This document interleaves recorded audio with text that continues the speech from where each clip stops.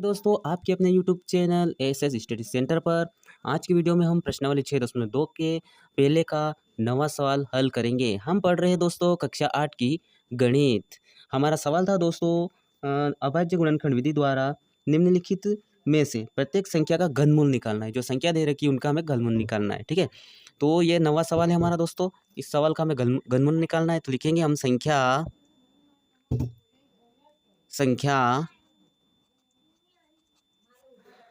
1,75,616 का अभाज्य गुणनखंड करने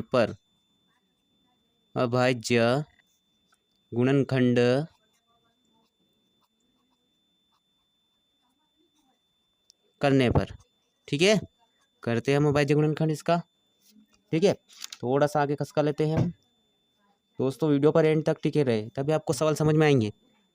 ठीक है, यहाँ लिखते हैं हम 175,616। ठीक है, यहाँ पर 6 है तो 2 से भाग जाएगा। सबसे पहले 2 से भाग देते हैं हम।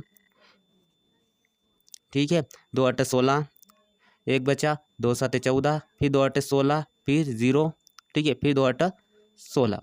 ठीक है, उसके बाद फिर 2 से भाग दो। यहाँ पर 2 चौके 8। ठीक है, फिर 2 तिया 6, 1 बचा, 2 9 18, 0, फिर 2 चौके 8, फिर 2 से दे दो भाग, 2 दूना 4। ठीक है, फिर 2 एकम 2, 1 बचा, 2 9 18। ठीक है, फिर 1 बच गया, 2 पंजे 10, फिर 2 दूना 4, फिर 2 से 2 भाग, 2 एकम 2, फिर 0। ठीक है, 2 9 18। ठीक है, 1 बचा, 2 7 14, फिर 2 छंग 12, फिर 2 से दे दो, ये हो जाएंगे 2 पंजे 10, 2 चौके 8, 2 8 16, फिर 2 8 16, फिर 2 से देते हैं, 2 से देते हैं हम तो 2 दूना 4। यहाँ पर 1 मिनट, 2 दूना 4, उसके बाद फिर 2 7 14, फिर 2 चौके 8, फिर 2 चौके 8, फिर 2 से देते हैं, 2 एकम 2, 2 तिया 6, 2 7 14, 2 एकम 2, 2 तिया 6, 2 7 14, 2 दूना 4। ठीक है दोस्तों, फिर आगे सोल्व करते हैं हम इसको। सवाल लंबा है।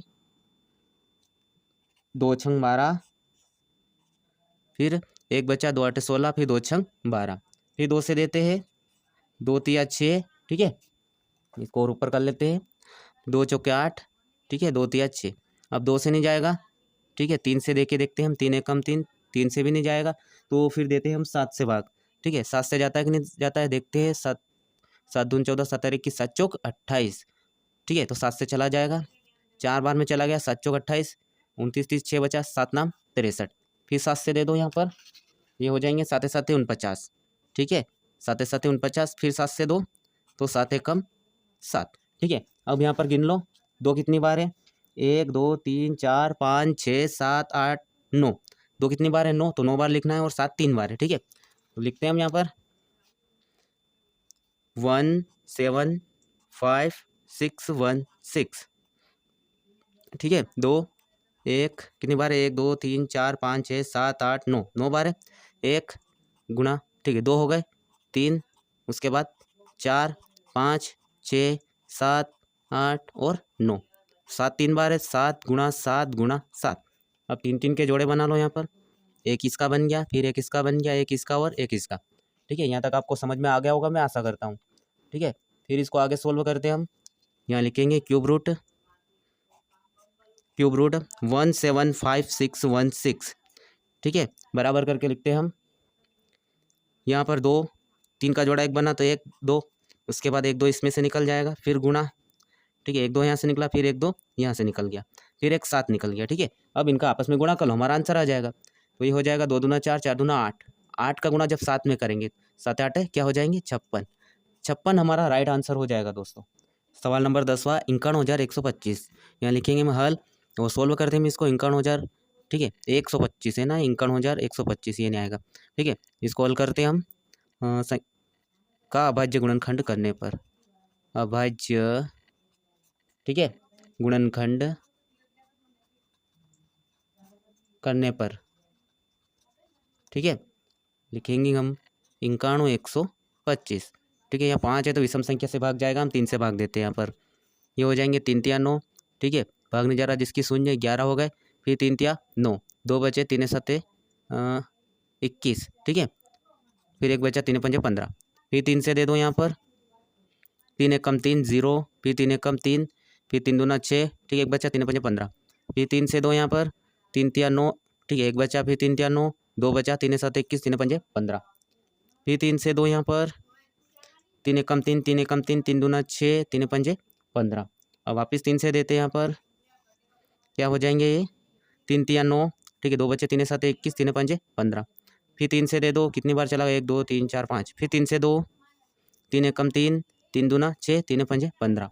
अब देखो क्या 3 से जा रहा है भाग, तो 3 से नहीं जाएगा, 5 से दे के देखते हैं, तो ये हो जाएंगे यहाँ पर 5 दूना 10, 2 बचे 50 25, फिर 5 से दे दो, ये हो जाएंगे 50 25, और 5 से फिर दे दो, तो 5 एकम 5, ठीक है। यहाँ तक आपको समझ में आ गया होगा, ठीक है। आगे सोलो करते हैं, हम लिखेंगे 9 1 1 2 5 बराबर 3 कितनी बार है, गिन लो, 1 2 3 4 5 6, ठीक है। 6 बार 3 है, लिखो 3 गुना 1 2 3 4 5 और 6। उसके बाद 5 कितनी बार है, तो देखो यहाँ पर 5 कितनी बार है, 3 बार है, तो 1 2 3, तो इसके गुणे में लिखो 5 गुना 5 गुना 5, ठीक है। यहाँ तक आपको समझ में आ गया होगा। फिर आगे सोल्व करते हैं, हम इनका जोड़ा बना लेते हैं, इसका बना और इसका बना और इसका बना लो। क्यूब रूट लिखो 9 1 1 2 5 बराबर, जो 3 बार है उनको एक ही बार लिखना है, ठीक है। उसके बाद ये 3 बार है तो एक बार लिखा, इसको इसमें से फिर 3 निकल गए, इसमें से 5 निकल गए, इनका आपस में गुणा कर लो। 45 इसका राइट आंसर होगा दोस्तों। अब करते हैं हम प्रश्न क्रमांक 2, बताइए सत्य है या असत्य, ठीक है। इसमें पहला सवाल है, किसी भी विषम संख्या का घन सम होता है, नहीं होता है दोस्तों, तो ये क्या हो जाएगा, असत्य। क्या हो जाएगा दोस्तों, ये असत्य। यहाँ लिख देंगे हम पहले का आंसर असत्य, ठीक है। विषम संख्या का घन हमेशा विषम होता है और सम संख्या का घन सम होता है, ठीक है। तो इसने विषम संख्या का घन सम बताया, मतलब ये असत्य है। दूसरा है, एक पूर्ण घन 2 शून्यों पर समाप्त नहीं होता है, हाँ सत्य है, 2 शून्यों पर समाप्त नहीं होता है, तो ये हो जाएगा सत्य, ठीक है। दूसरा क्या हो जाएगा दोस्तों, सत्य। तीसरा सवाल है हमारा, यदि किसी संख्या का वर्ग 5 पर समाप्त होता है तो उसका घन 25 पर समाप्त होता है, तो देखते हैं इसको हम हल करते हैं क्या सही है, ठीक है। तो देखते हैं हम तीसरा सवाल यहाँ पर, जैसे 15 का वर्ग क्या होता है दोस्तों, 15 का वर्ग होता है 225, ठीक है। और उसने पूछा और 15 का क्यूब क्या होता है, 3375, ठीक है। ठीक है, यहाँ देखो आप, यहाँ इसने मैंने बताया आपका 15 का वर्ग होता है 225, ठीक है। ये 5 पर समाप्त हो रहा है, देखो यहाँ पर, ठीक है। और 15 का क्यूब 3375, ये भी 5 पे समाप्त हो रहा है, लेकिन इसने क्या बोला, क्या 25 पर समाप्त होता है क्या, तो नहीं होता है, असत्य हो जाएगा, ठीक है। तो तीसरे का आंसर क्या आ जाएगा दोस्तों, असत्य, ठीक है। तीसरे का आंसर असत्य। चौथा देखते हैं हम, ऐसा कोई पूर्ण घन नहीं है जो 8 पर समाप्त होता है, ठीक है। तो असत्य आ जाएगा ये भी, ऐसा पूर्ण घन है, ठीक है। तो चौथा क्या आ जाएगा, असत्य। तो असत्य क्यों हुआ, प्रूफ करके बताते हैं हम दोस्तों आपको, ठीक है। जैसे 8 का वर्ग, 2 का क्यूब क्या होता है, 2 का क्यूब क्या होता है दोस्तों, 8 होता है, ठीक है। और इसने पूछा कि ऐसा कोई पूर्ण घन नहीं है जो 8 पर समाप्त होता है, ठीक है। तो 2 का क्यूब 8 होता है जो 8 पर समाप्त हो रहा है, ठीक है। उसी प्रकार 12 का क्यूब 1728 होता है, ठीक है।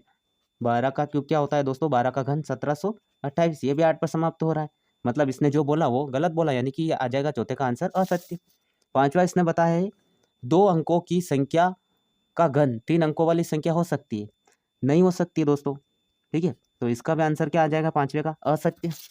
क्या आएगा दोस्तों, पांचवे का भी असत्य, असत्य, ठीक है। इसका आंसर क्या आ जाएगा, असत्य। फिर छठा, इसमें 2 अंकों की संख्या के घन में 7 या अधिक अंक हो सकते हैं, ठीक है। तो छठा भी असत्य आएगा दोस्तों, छठे का आंसर क्या आ जाएगा, असत्य, ठीक है। अब असत्य क्यों आएगा ये मैं आपको बताता हूँ। जैसे हम यहाँ लेते हैं 10 का क्यूब क्या होता है, 1000, ठीक है। 10 का क्यूब क्या होता है दोस्तों, 1000 होता है, ठीक है। अब 1000 होता है, इसने पूछा क्या हमें, इसने ये पूछा हमें, छठा सवाल है ना, 2 अंकों की संख्या घन में 7 या अधिक अंक हो सकते हैं, नहीं हो सकते दोस्तों, 7 या उससे अधिक अंक नहीं हो सकते, 2 अंकों की संख्या का घन ये 2 अंक, ठीक है। उसी प्रकार अगर 99 का अगर क्यूब लेते हैं हम, ठीक है, यहाँ लिखते हैं हम 99, ठीक है।